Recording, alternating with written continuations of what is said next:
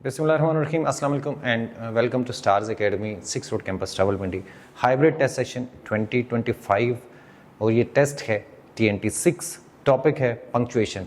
चलते हैं अपने पहले MCQ की तरफ। फर्स्ट MCQ है हमारा, is that really what you think of me, he asked, his voice trembling slightly. अच्छा, इसमें दो गलतियां हैं।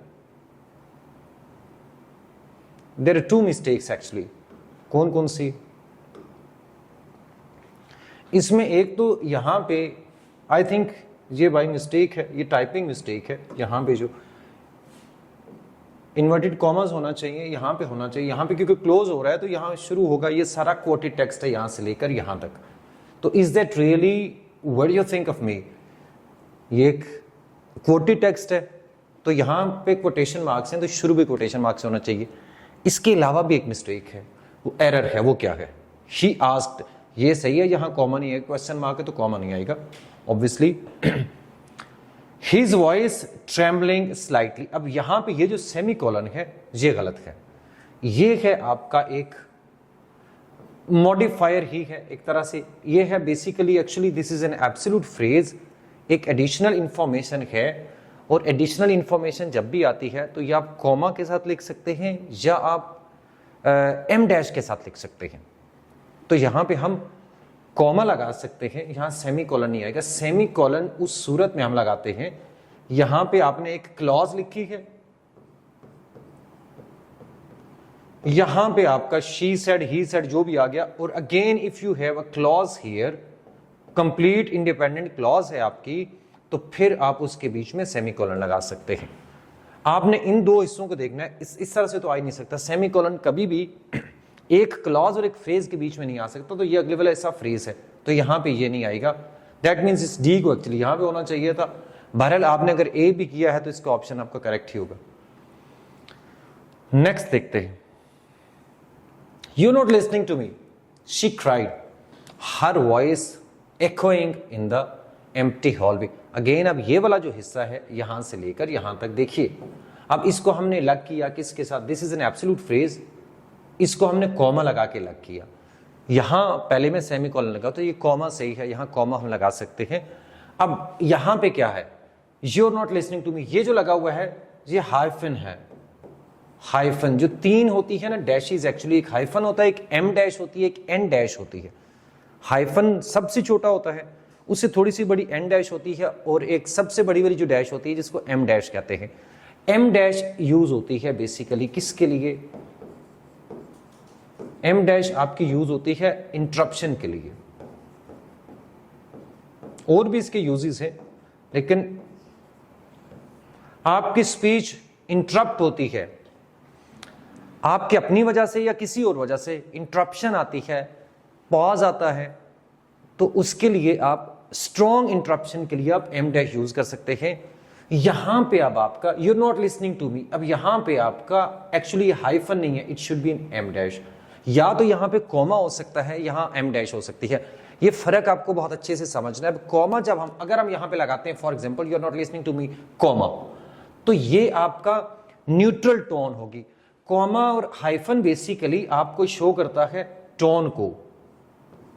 और अगर हम नॉर्मल बात कर रहे होते हैं, नॉर्मल टोन के अंदर उसमें कोई एक्सप्रेशंस नहीं देना चाह रहे, कोई ड्रामेटिक इंटरप्शन नहीं देना चाह रहे, तो हम कॉमा लगा सकते हैं। लेकिन जब डायलॉग्स होते हैं तो उसके अंदर इंटरप्शन आती है, ड्रामेटिक इंटरप्शन आती है, इमोशंस को ऐड करते हैं आप, तो उस सूरत में हम लगाते हैं क्या? हम लगा सकते हैं एम डैश। यहां पे एम डैश लगाएंगे और नहीं लगाएंगे तो क्या फर्क आएगा? You are not listening to me, अगर आपने एम डैश लगाई तो ये शो करेगा इंटरप्शन को, लाइक, और ये इमोशंस को भी शो करता है किसी तरह से, डिस्पेयर, मायूसी को शो करता है, या आपकी सरप्राइज भी कह सकते हैं। If somebody is surprised, interruption and emotion, तो ये फर्क आ जाएगा। अगर आप एम डैश लगाएंगे, आप कॉमा लगाएंगे, दोनों सही होंगे। यहां पे बरल हाइफन नहीं आ सकता। हाइफन बेसिकली यूज होता है वर्ड्स को ज्वाइन करने के लिए। Next one, the flowers in the garden are smelling sweeter than ever during this rainy season. इसमें पंक्चुएशन की कोई मिस्टेक नहीं है। आई डोंट नो ये क्वेश्चन यहाँ कैसे आ गया। इसके अंदर एक्चुअली प्रॉब्लम ये है कि ये आर स्मेलिंग नहीं होता, ये स्मेल जो है ये आपका एक स्टेटिव वर्ब है, और स्टेटिव वर्ब की हम आईएनजी फॉर्म नहीं लगाते। स्टेटिव वर्ब्स जितने सेंसेस वाले वर्ब्स होते हैं, जब हम उनको प्योरली हम सेंसेस के तौर पर यूज कर रहे होते हैं, तो उनके ओरिजिनल सेंस में जब यूज करेंगे तो सेंसेस के सारे वर्ब्स आपके स्टेटिव होते हैं। उसमें सी है, उसमें हियर है, उसमें टेस्ट है, इसके साथ हम आईएनजी फॉर्म नहीं लगाते हैं, ठीक है। तो यहाँ पे भी स्मेल होगा, स्मेलिंग नहीं होगा, यहाँ एरर ये है। बट ये वैसे यहाँ पे नहीं होना चाहिए था, पंक्चुएशन कैसे कोई ताल्लुक नहीं है। आर यू सीरियसली ईटिंग, चार में से कौन सा गलत है? अब आपको सही है, आपको ये भी पता होना चाहिए कि जो गलत है वो क्यों गलत है। मैं ज़रा डिटेल से ये समझाऊंगा, क्योंकि punctuation is very important topic और काफ़ी लंबा टॉपिक है। इसका एक ही टेस्ट है, तो मैं कोशिश करूंगा कि जो पॉइंट्स अगर आपको नहीं आते तो आपको समझ आ जाए। Are you seriously eating with soup with a fork? अच्छा, पहले में प्रॉब्लम क्या है? दिस इज अ क्वेश्चन, तो यहां पे क्वेश्चन मार्क नहीं लगा हुआ। Are you seriously eating soup with a fork? Question mark लगा हुआ है, ये तो सही है, और ये इन्वर्टेड कॉमर्स भी दोनों सही है। She asked bewildered। अब दिस bewildered इज बेसिकली ये है क्या? ये एक मॉडिफायर है, ये बेसिकली पार्टिसिपल है, थर्ड फॉर्म पार्टिसिपल होती है। तो थर्ड फॉर्म भी हो सकती है, आईएनजी फॉर्म भी हो सकती है। जब भी हम इस तरह से यूज करते हैं पार्टिसिपल को, पार्टिसिपल ऑब्वियसली मॉडिफायर होता है, तो आप चाहे थर्ड फॉर्म है चाहे आईएनजी फॉर्म है, इस तरीके से जैसे सेंटेंस में यूज हुआ, सेंटेंस के एंड पे ये एडिशनल इंफॉर्मेशन है या आपका मॉडिफायर है, आप इसको कॉमा लगा के हमेशा अलग करेंगे। शी आस्क्ड bewildered भी हो सकता है, शी आस्क्ड स्माइलिंग हो सकता है, लाइक इधर आईएनजी हो सकता है, आपकी पार्टिसिपल फ्रेज हो सकती है, कोई भी जो मॉडिफायर के तौर पर यूज हो रही है। इवन एब्सोल्यूट फ्रेज भी जब आती है तो तब भी हम क्या करते हैं, हम कॉमा लगाते हैं। तो यहां कॉमा आएगा, ये वाला ऑप्शन बिल्कुल सही है। अगले में क्या प्रॉब्लम है, यहां शुरू वाला कॉमा, ये इन्वर्टेड कॉमर्स नहीं लगे हुए, ये वाला सही है। Are you seriously eating with soup, ये यहां पे ये जब लिखेंगे तो ये सही नहीं होगा। शी आस्क्ड bewildered, ये बिल्कुल भी सही नहीं है, शी आस्क्ड कॉमा आएगा यहां पे, ऑप्शन नहीं है, ये लगाना जरूरी है यहां पे। Next, the fog was so thick they couldn't see the street और द थिंग स्टैंडिंग। अगेन अब यहां पे भी समझना है, इंपॉर्टेंट है ये। अब पहली बात ये है कि the fog was so thick they couldn't see the street light, ये दो आपकी क्लॉजेस हैं। अब कौन सी क्लॉजेस हैं ये भी समझना जरूरी है। अब हम पहले सेकंड थर्ड को देखते हैं, फिर इसको डिस्कस करेंगे। The fog was so thick they couldn't see. अब अगर हम इस तरह से कॉमा लगाएंगे तो ये तो दो, यहां पे जैसे हम देख रहे हैं, ये दो आपकी इंडिपेंडेंट क्लॉजेस बनती हैं। तो उस सूरत में कॉमा लगाएंगे तो ये तो कॉमा स्प्लाइस हो जाएगा, दो क्लॉजेस के बीच में कॉमा तो लग नहीं सकता। यहां पे ये इसको हम कहते हैं, दो इंडिपेंडेंट क्लॉजेस के बीच में कॉमा नहीं लग सकता, this becomes a comma splice. The fog was so thick they couldn't see the street light, again a comma splice, ये भी कॉमा स्प्लाइस है, बहुत बड़ा एरर है, लेकिन अगले वाले में मैं आपको एक्सप्लेन करता हूं। और the thing straining beneath it, ये वाला क्या, इसको हमें यहां पे एम डैश लगानी, ये एम डैश है, लगानी चाहिए, कॉलन लगाना चाहिए या कुछ भी नहीं लगाना चाहिए, ये सवाल है अभी। देखिए अब सेमी कॉलन, एम डैश और कुछ भी नहीं लगा हुआ, इस हिस्से को हम देखते हैं। यहां पे अगर ये आपका जो है, अगर आप ड्रामेटिक इंटरप्शन देना चाहते हैं, स्ट्रेस देना चाहते हैं, एम्फेसिस देना चाहते हैं, तो आप यहां पे लगाएंगे एम डैश। सेमी कॉलन तो बिल्कुल भी नहीं लग सकता। सेमी कॉलन लगता है जब दोनों हिस्से क्लॉजेस हों, क्लॉजेस के बीच में लगता है सेमी कॉलन। एक क्लॉज के अंदर लाइक हम नहीं लगाते हैं, दो क्लॉजेस को ज्वाइन करने के लिए लगाते हैं। तो ये वाला हिस्सा और द थिंग इटसेल्फ, ये तो नाउन, ये तो आपकी एक फ्रेज है। तो द थिंग इटसेल्फ ये क्या हुआ, एक्चुअली नाउन फ्रेज है ये। तो फ्रेज से को किसी और चीज से ज्वाइन करने के लिए सेमी कॉलन नहीं लग सकता, ये गलत हो गया। क्या हम ऐसे लिख सकते हैं, ये सवाल है, तो बिल्कुल लिख सकते हैं। हम इसको इस तरह से भी लिख सकते हैं, ये हम एम डैश ना लगाएं, हम कुछ भी ना लगाएं, ये लिख सकते हैं, ये बिल्कुल न्यूट्रल टोन में होगा। और अगर हम एम डैश लगाएंगे तो यहां पे इंटरप्शन आएगी, यानी जो स्पीकर है उसको हैरत हो रही है, या स्पीकर है वो लाइक एम्फेसाइज करना चाह रहा है। तो एम डैश आमतौर पर हम लगाते हैं स्ट्रॉन्ग और ड्रामेटिक इंटरप्शन के लिए। तो यहां अब अगली बात पे आते हैं, ये दो क्लॉजेस के बीच में तो हमने कॉमा नहीं लगाया, कॉमा स्प्लाइस बन गया। यहां पे क्या है, एक्चुअली ये भी दो क्लॉजेस इस तरह से भी ज्वाइन नहीं कर सकते, ये तो रन ऑन सेंटेंस बनता है, ये दो इंडिपेंडेंट क्लॉजेस नहीं है। आपको इंडिपेंडेंट लग रही होंगी, इसमें दैट ओमिट किया हुआ है, सेकंड वाली क्लॉज जो है वो आपकी डिपेंडेंट क्लॉज है। The fog was so thick that they could not, that को हम ओमिट कर सकते हैं, जो कंजंक्शन होता है यहाँ पे, that they couldn't see the street light और द थिंग इट्स स्टैंडिंग। अब यहाँ पे एम्फेसिस है इसलिए लगाया हुआ है, अदरवाइज हम उसके बगैर भी लिख सकते थे। अगर हम यहाँ पे डैश ना लगाएं तो फिर भी सही हो जाएगा। आगे चलते हैं। Choose a correct sentence. What ever happens next he whispered, remember that I love you. What ever happens, अब देखना है पहले कि कौन कौन सा हिस्सा क्वोटेड है। क्वोटेड यानी जो स्पीकर ने बोला हुआ है, स्पोकन वर्ड्स कौन कौन से हैं उनको इन्वर्टेड कॉमर्स में लिखना है। यानी अब यहां से शुरू करते हैं। यहां तो ये वट एवर हैपन्स नेक्स्ट, ये वाला हिस्सा क्वोटेड होना चाहिए, ये गलती है। बीटा में क्या है, वट एवर हैपन्स नेक्स्ट, ये सही लिखा हुआ है। ही विस्पर्ड, ये भी सही है, बाद में कॉमा है। Remember that I love you, ये वाला हिस्सा भी क्या है आपका, ये भी स्पीकर ने बोला हुआ है, तो इसलिए इसको इस तरह से नहीं लिखना चाहिए, इसको भी इन्वर्टेड कॉमर्स में होना चाहिए दोनों तरफ। और ये वाला जो कॉमा हम कब अंदर लगाते हैं कब बाहर लगाते हैं, इधर हमने देखिए इसको हमने इन्वर्टेड कॉमर्स के अंदर लिखा है, और यहां पे देखिए ये इन्वर्टेड कॉमर्स के बाहर है। अब यानी कॉमा और इन्वर्टेड कॉमर्स की पोजीशन को देखिए। आपका सेंटेंस करेक्ट वाला ऑप्शन कौन सा बनता है, लास्ट वाला। अब एक चीज और है, जब इस तरह की कोटेशंस होती है आपने इसको ये भी ध्यान करना है, ये आर क्या, सवाल ये है कि क्या इसको स्मॉल होना चाहिए कैपिटल होना चाहिए। तो अब इसको जहां पे इसने स्मॉल लिखा हुआ है यहां ये सही है। वट एवर हैपन्स नेक्स्ट, इसलिए कि ये आपका ये दो इंडिपेंडेंट क्लॉजेस नहीं है। अगर दो इंडिपेंडेंट क्लॉजेस हों तो फिर हम इस वाले हिस्से को हम कैपिटल, इसमें का पहला जो लेटर है उसको कैपिटल करेंगे। ये दो इंडिपेंडेंट क्लॉजेस नहीं है, पहले वाली डिपेंडेंट क्लॉज है, वट एवर हैपन्स नेक्स्ट। तो ये आपका अब क्या है, ये तो सही हो गया। अब इसकी पोजीशन को आपको देखना है कि हम ये एक जो ये हम जो इन्वर्टेड कॉमर्स लगाते हैं और कॉमा, इसको कैसे होना चाहिए। तो आसान बात ये है कि आप पहले सिंगल वाला कॉमा पहले आता है, डबल वाला बाद में आता है, जिधर भी लिख रहे हैं। अगर आप इधर लिख रहे हैं तो ऐसे आएगा, इधर लिख रहे हैं तो पहले ये आएगा फिर बाद में आएगा, यूं करके। लाइक इधर क्लोज कर रहे हैं तो ये अंदर आ जाएगा, शुरू कर रहे हैं तो ये बाहर होगा। बट सिंपल बात यह है कि पहले सिंगल आता है फिर डबल आता है, बस ये याद रख लीजिए।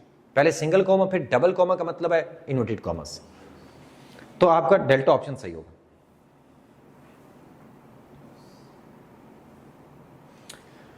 You're late again, she yelled, furious now.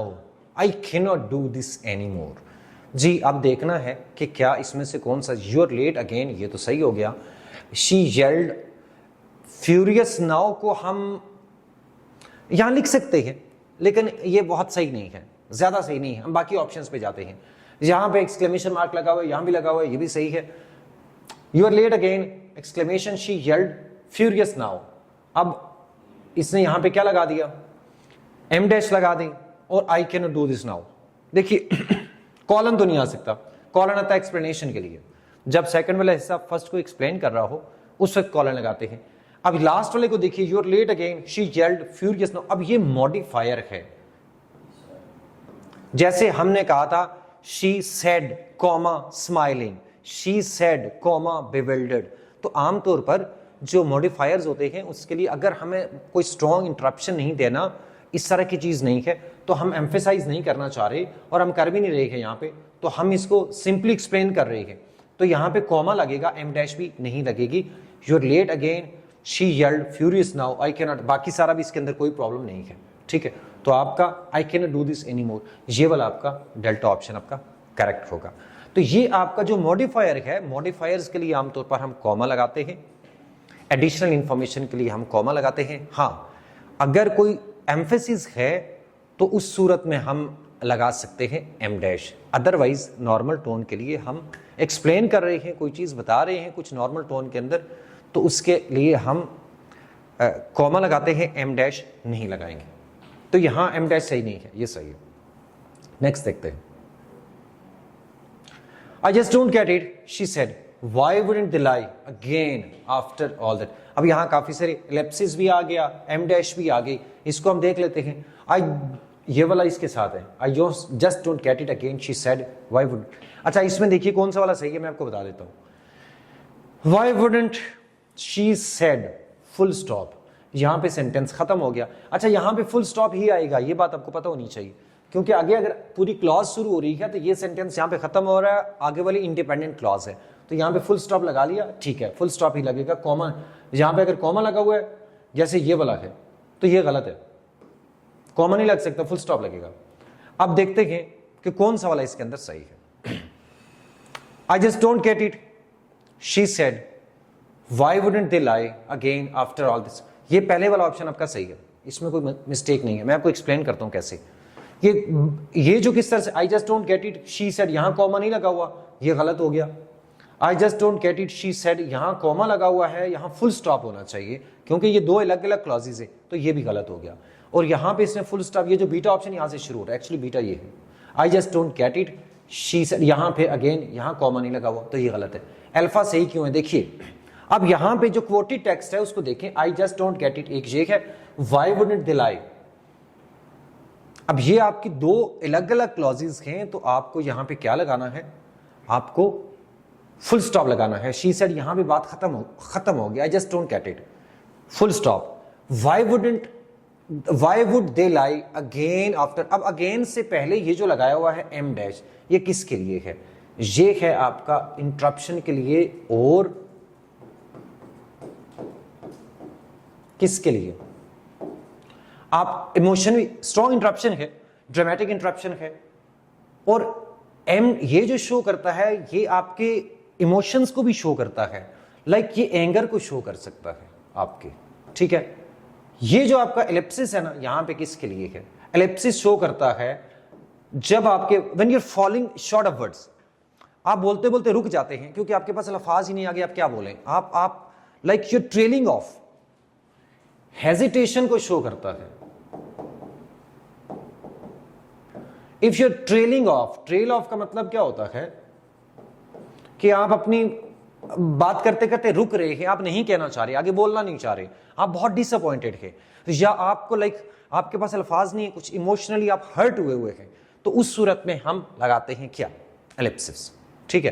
तो यहां पे एक तरह की डिसअपॉइंटमेंट को शो करता है, ये एक तरह की मायूसी को शो कर रहा है, और हेजिटेशन को शो कर रहा है, ट्रेलिंग ऑफ को शो कर रहा है कि आप आगे नहीं बोलना चाह रहे। तो एलिप्सिस का यूज बेसिकली यही होता है कि हम आधी बात छोड़ देते हैं इसलिए कि वी आर स्ट्रांगली डिसअपॉइंटेड, या हम ट्रेल ऑफ कर रहे हैं, या हम हेजिटेट कर रहे हैं, हमारे पास अल्फाज नहीं आगे बोलने को, कुछ कहने को, हम बात कंप्लीट नहीं कर पा रहे, तो ये तब इस्तेमाल होता है। तो यहां इन दोनों चीजों का इस्तेमाल बिल्कुल सही है, तो आपका ऑप्शन अल्फा करेक्ट होगा। नेक्स्ट देखते हैं, नेक्स्ट क्या आ गया, सिनोनिम के इम्प्लिकेबल का। इम्प्लिकेबल का मतलब क्या होता है, जेंटल है, मर्सीफुल है, अनयील्डिंग है, फॉरगिविंग है, नॉन स्टॉपेबल होता है, that can not be stopped, implacable, और अनयील्डिंग होगा। अनयील्डिंग का मतलब क्या होता है, यील्ड का मतलब होता है सबमिट कर देना, अनयील्डिंग का मतलब है जो सबमिट नहीं करता, तो इसका इम्प्लिकेबल का सिनोनिम है yielding. So that's all about TNT 6, और इंशाल्लाह नेक्स्ट वीडियो में मिलेंगे। TNT 7 में मैं कोशिश करूंगा कि मैं हाइफन और ये जो डैशीज है तीनों तरह की, और कुछ पंक्चुएशन मार्क्स जो मुश्किल होते हैं उनके ऊपर मैं एक डिटेल्ड वीडियो बना लूं ताकि आप लोगों को समझ आ जाए। Thank you so much.